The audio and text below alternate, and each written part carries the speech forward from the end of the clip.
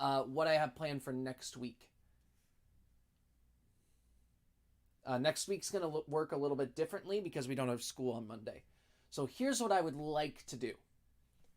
And if enough people tell me that this isn't going to work, then we'll restructure it. But on Monday, I would like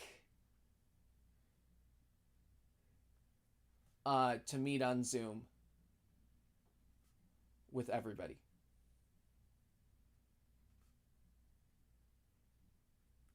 And the time I'm thinking is around 1 o'clock, 1 p.m. And the reason I'd like to do that is there's a couple things that I want to make sure we're all on the same page on. I want to make sure that we're all doing all right and able to find everything. I want to be able to check in and talk to those of you who are remote, and just kind of get us all on the same page about a couple of things and see how everything's going and how we're feeling. So I'd like as many of you to be able to be there as possible. My tentative time to set is 1 p.m. If that doesn't work, if we need to do earlier or later, then you can feel free to let me know that. But I want to kind of, I want to start to have more times when everyone is in the same place at the same time, as much as possible. And so that's what I'd like to do on Monday. Tuesday and Wednesday. Tuesday and Wednesday, I'm not going to be live. I'm going to do the same thing on Tuesday that I'm doing on Wednesday, and that is talking about graphs and building your knowledge about graphs. Because we talked about like bar charts and pie charts, and we talked about some of the things to do and not do. And so I want to look at a couple of examples of kind of graphs gone wrong, and we can talk about what's wrong, what might have happened, and how to fix it. So that's going to be the focus of Tuesday and Wednesday. Thursday, I'm hoping to finish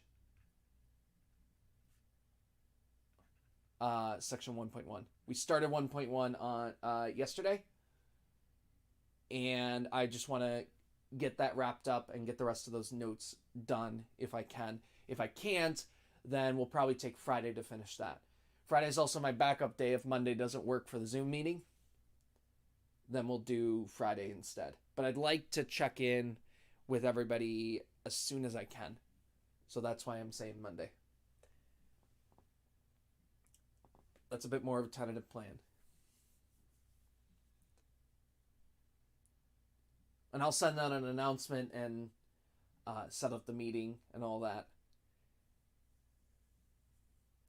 sometime either later today or tomorrow. Okay, let's talk about probability.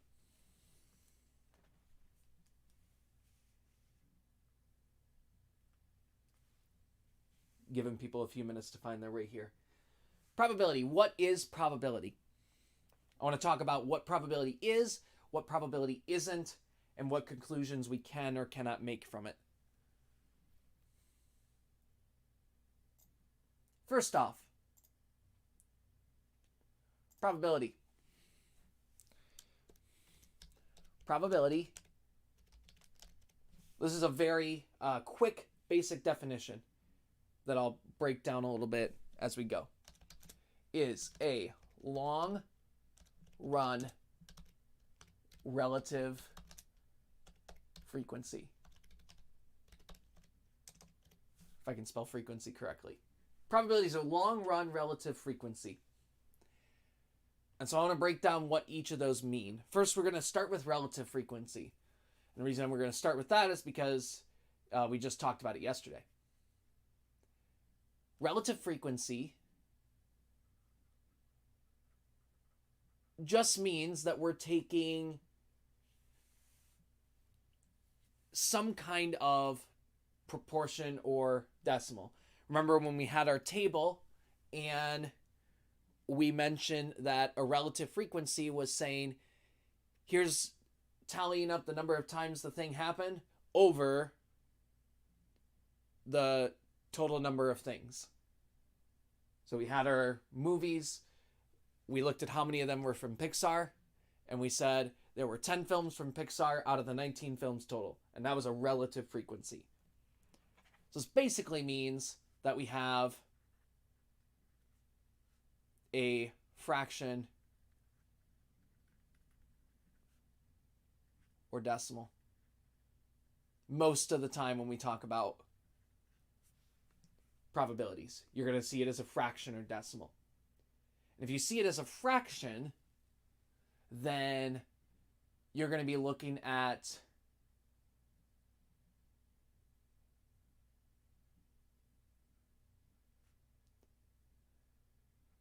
the number of times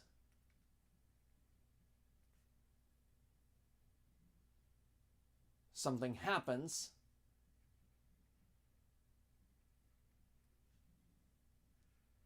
out of all the possible outcomes.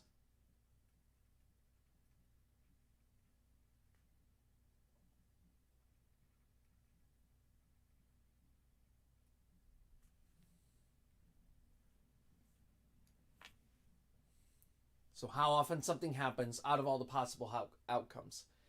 That's usually what we're talking about when we talk about the relative frequency. Now, you'll see me veer into percentages sometimes as we talk about this, which is just a decimal converted. But most of the time, your answer to a probability problem is going to be a fraction or a decimal.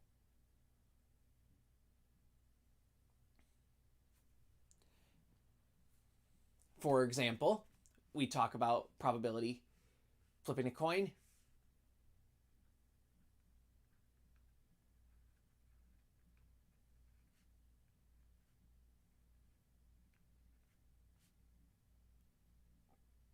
The probability of heads, I'm going to try not to get too deep into notation today, but I do want to introduce you to this little bit of notation, which is we can say the probability of something. So here's the event we want to track the probability of in the parentheses, and we have a P for probability. So the probability of heads.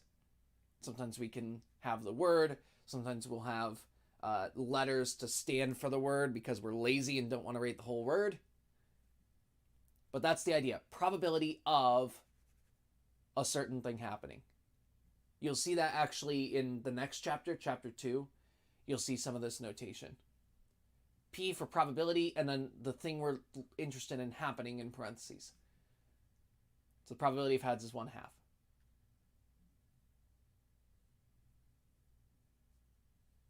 That means out of the two outcomes, heads or tails, one of them is heads, so we'd expect 1 out of 2 times you would get heads. Same for something like rolling a 6-sided die. We got 6 possible outcomes. So the probability of rolling a 5 would be 1 out of 6 because one of the outcomes is 5 out of the 6 possible outcomes. Those are kind of your most basic ideas in probability, or the most basic examples, and straightforward.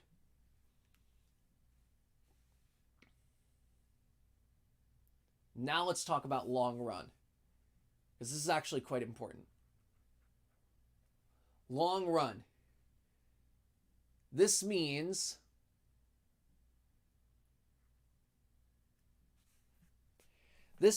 what is likely to happen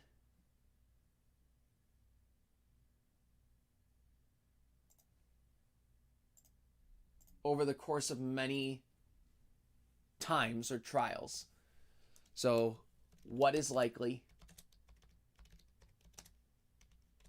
over the course of many trials?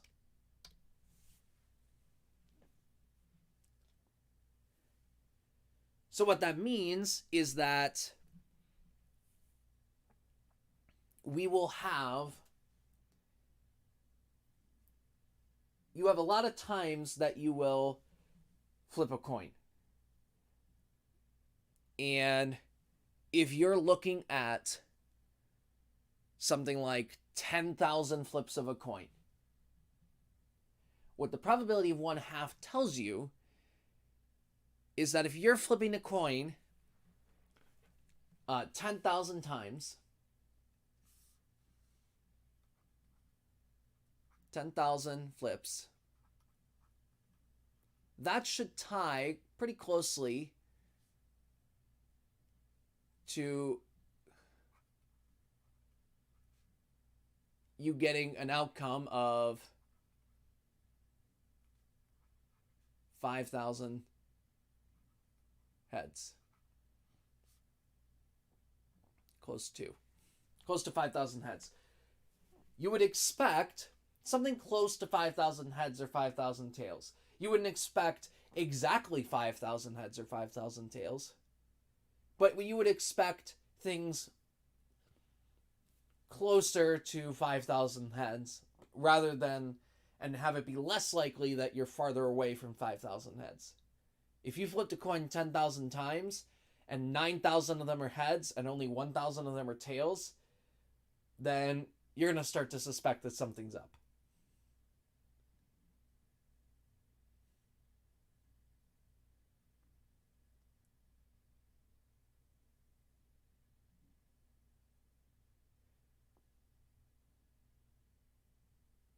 Or there's this idea,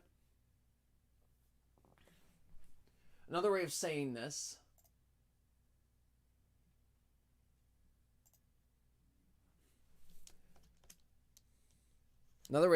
is the law of large numbers. Okay, this is the last kind of vocab word that I'm going to throw at you today. Law of large numbers, which just says, as we do something more times, and then the technical word for that is trials. As we do more trials of a thing, so in other words, as we flip a coin more and more and more, or as we roll a die more and more and more, we should approach the true probability of the event. So in other words, if I flip a coin, 5 or 10 times, then I'm not going to get, I might be pretty far away from 1/2. But as I flip the coin more and more and more, if I get to 1,000, 10,000, 1,000,000 times, 1,000,000,000 times, the larger I get, the more times I have of flipping the coin, the closer I'm going to get to getting heads about half the time and getting tails about half the time. The more and more I roll a die, the closer I'm going to get to getting a 5 about 1/6 of the time, a 4 about 1/6 of the time, a 3 about 1/6 of the time, and so on. That's what the probability tells me.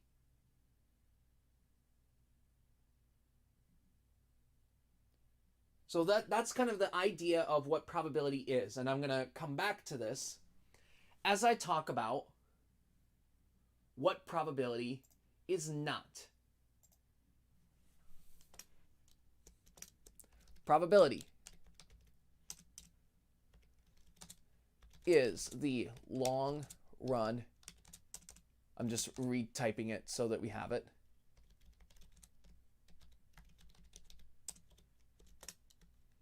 Probability is not. So this is very, very common misconceptions about probability. And this is tying to part of the idea of why probability is so difficult.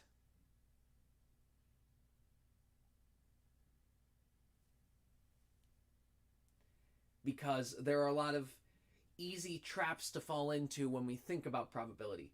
And the next time we talk about probability, I'm going to elaborate on one of these. There's one of these that I want to elaborate a little bit on that I'll talk about at the end. Okay? Here's what it does not mean. And this first one, you might think it's obvious, but our brains are wired in a weird way that we think things are more likely than they are. something with an 80% chance of happening will happen. And you might think, well, yeah, if something has an 80% chance to happen, then it's got a 20% chance not to happen. But you'd be surprised how often it comes up that people give a percentage chance of something happening, and people just ignore either the likelihood that it will or will not happen. That still means that there's a chance that something happens or that something doesn't happen. The only time that you should say a statement like this is if this number is 100.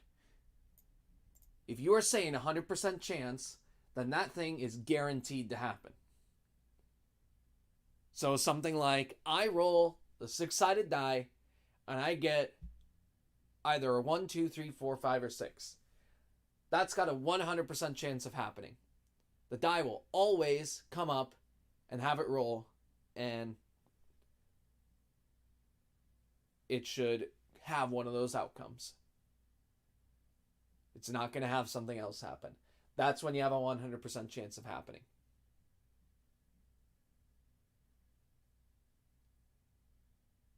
The sun rising in the morning or falling in the evening. That's how things work. And if it doesn't work that way, then universe as we know it has come to an end, and the numbers don't matter anyway. So those are things that have a 100% chance of happening. And then there are things that have a 0% chance of happening.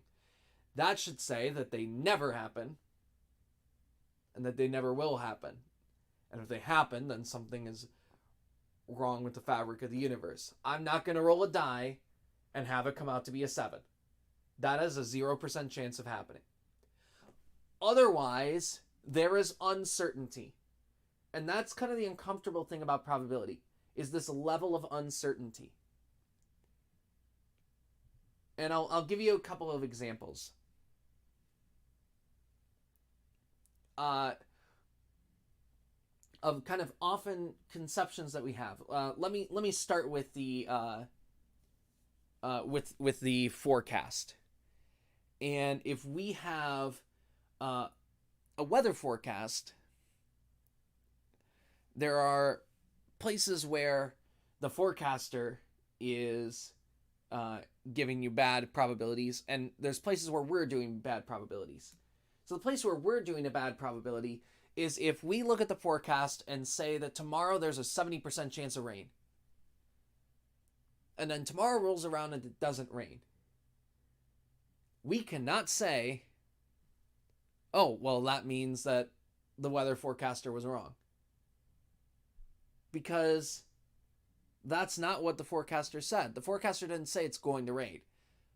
The forecaster said that there's a 70% chance of rain, which means that 30% of the time, if I'm looking at those conditions and this environment and how the weather is right now and all that kind of stuff, then 70% of the time it's going to rain and 30% of the time it's not going to rain. So in the long run, we should expect to see 70% of the time it raining, but we should also expect to see 30% of the time to have it not rain. Another example of this happening was the prediction markets around the 2016 election. One of the websites I'm about to show you, 538, had about a 70-30 split for Hillary Clinton to win the election versus Donald Trump to win the election. And eventually Donald Trump won. And that led people to say, oh, all the polls and predictions are wrong. Well, there may have been methods that weren't so good, but that doesn't mean that we should throw out all polls and predictions, because something that has a 30% chance to happen should happen sometimes. There should be some other circumstances that would lead the thing to happen on occasion. And so just because something has a more favorable chance than not of happening doesn't mean that it's never going to happen. And to give one more example of this, and then I'll move on. Video game designers. Some video game designers actually account for this when they talk about percentage chance. If you see something in a game that has a certain percentage chance to happen, then most likely a lot of designers will have fudged those numbers to account for our uncertainty. And so, for example, if you see something and it says you have an attack in a game that has an 80% chance to hit, then that may have been fudged and it actually has a 90% chance to hit, but it actually told you 80% so that when it doesn't happen, when it misses, you don't throw as much of a fit about it. Because you'll be surprised how often someone says, oh, this thing has a 95% chance to work, and then it didn't work. What just happened? Is everything broken? Well, no. You should expect that to happen sometimes. You shouldn't expect to happen often. You shouldn't expect it to happen 20 times in a row and have it miss. But you should expect that if I make 1,000 attacks and it has a 95% chance to hit, you should expect that out of 1,000 of those times, somewhere around 50 times, that attack is going to miss. And that's part of the idea of probability. And so they have to fudge those numbers because otherwise people think that things are more likely to happen than they do. And if something has a really favorable chance of happening and it doesn't, then we have that misconception. Now, I said that as far as the weather prediction, there are times when we're at fault and times when the weather forecaster is at fault. And obviously, if the weather forecaster is saying something like 100% chance of rain, then it better be 100%. It better be raining right now. Because if it's not, then they're making an erroneous statement because, like I said before, 100% chance means it's guaranteed to happen, always. So we got to be careful about that. Probability also does not mean short run. And I alluded to this before, but I want to elaborate on it a little bit. Because not only do we talk about individual occurrences, we also have this misconception about short run frequency. And so let's say for example that I just flipped a coin and I got heads. And then I flip a coin again. And it's heads again. Should I be astounded that that happened? Well, no. Because remember, the probability is 1/2, but that does not mean, this 1/2 does not mean that every 2 times I flip a coin, I get heads one of those times. That's not what the probability of 1/2 is saying. In the short term, you shouldn't make conclusions about those kind of runs. This error is known as trying to apply some law of averages that doesn't actually exist. Even if I have 3 heads in a row, you can calculate the probability of 3 heads in a row. It's about 1 in 8, about 12.5%. And so that's something that I should expect to occur sometimes. It shouldn't really raise our eyebrow and make us think that something incredible has happened. Because if you think about it, again, in terms of the long run, if I have 1,000 flips of a coin, so you can imagine starting to make a list of 1,000 flips, just going down the list. Somewhere in that list, you should actually be pretty astounded if you don't run into a run of 3 heads in a row. That would actually be really surprising to not run into a time when there are 3 heads in a row. And if you're looking at what the next flip should be, this next flip, you should not expect me to write tails here. That should not be, you should be equally likely to find a heads or tails on the next flip. That's an idea called independence that we'll eventually talk about. But you shouldn't let what's happening in the short term and the long-term probabilities be confused. You shouldn't say something like, oh, the last 3 flips have been heads, so that means this next flip has got to be tails.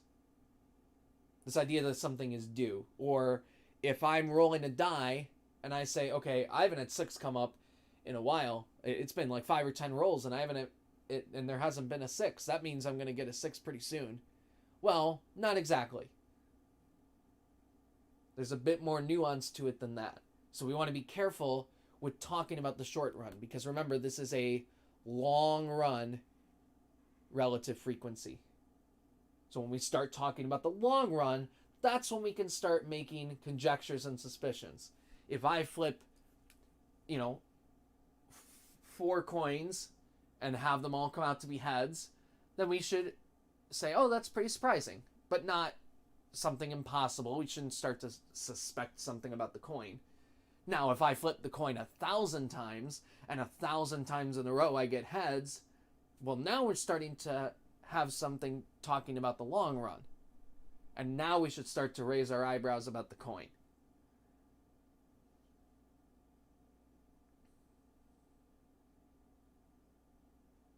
One more thing I want to talk about.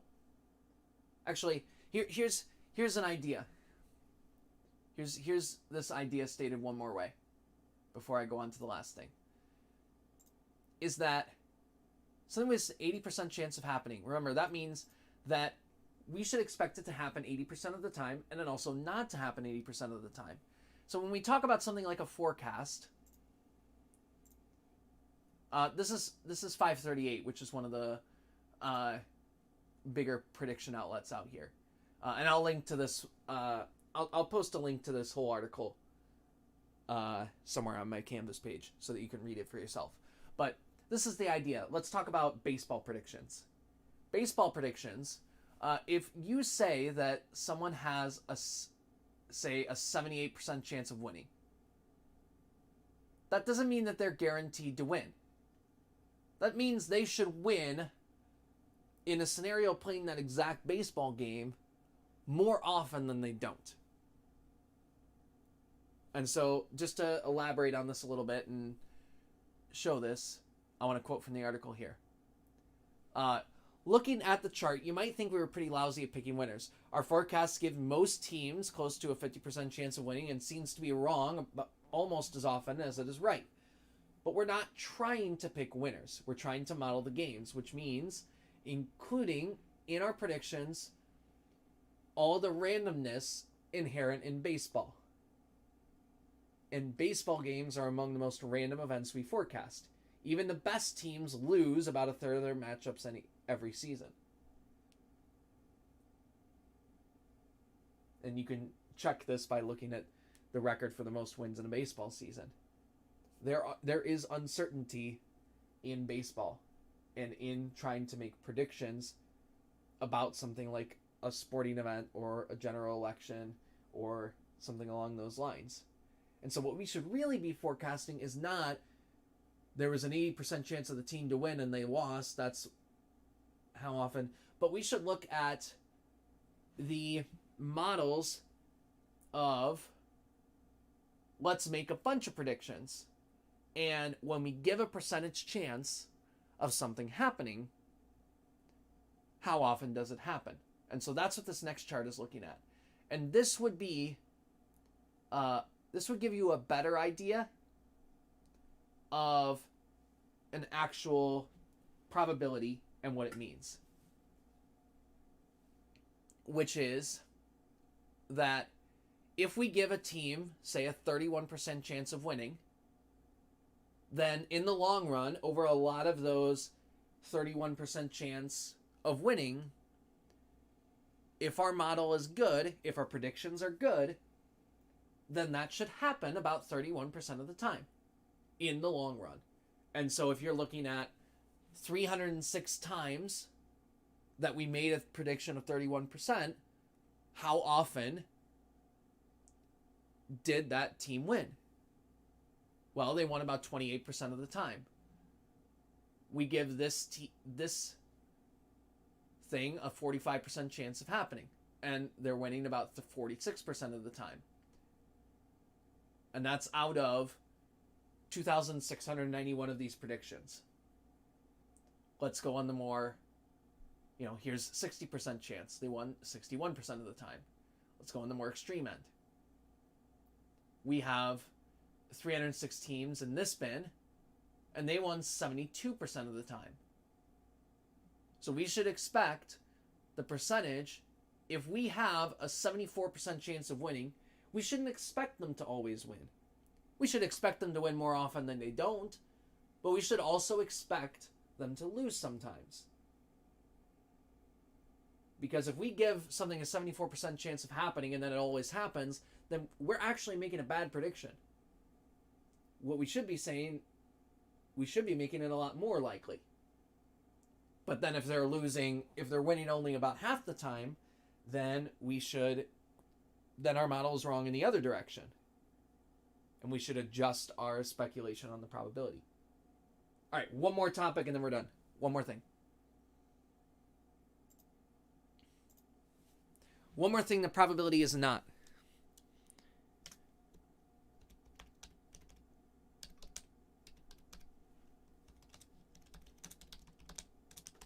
Coincidences happen more often than you think. In other words,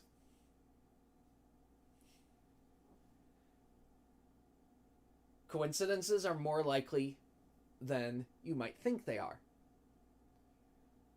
And because there are so many events out in the world, there are a lot of things that look like they should be extremely unlikely, but because there are billions of people out in the world doing trillions of things every day, in that similar way of the run of 3 heads out of 1,000 flips, you would be astounded if it didn't happen. And that's something I want to talk about next time, is this idea of coincidences. And this gets into some of the paradoxes that we have when we think about probability.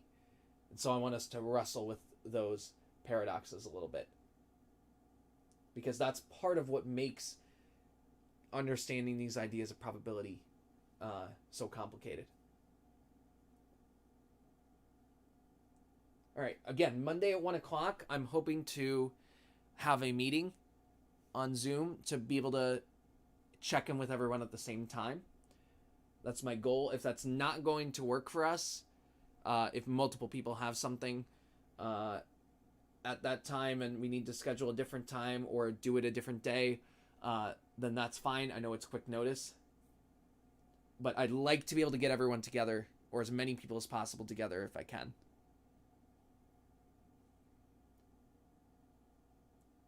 But for now, that is all I have for you. I'll post the links I said I would post. I'll post those later today on the Canvas page. And I hope you have a great weekend. Talk to you soon.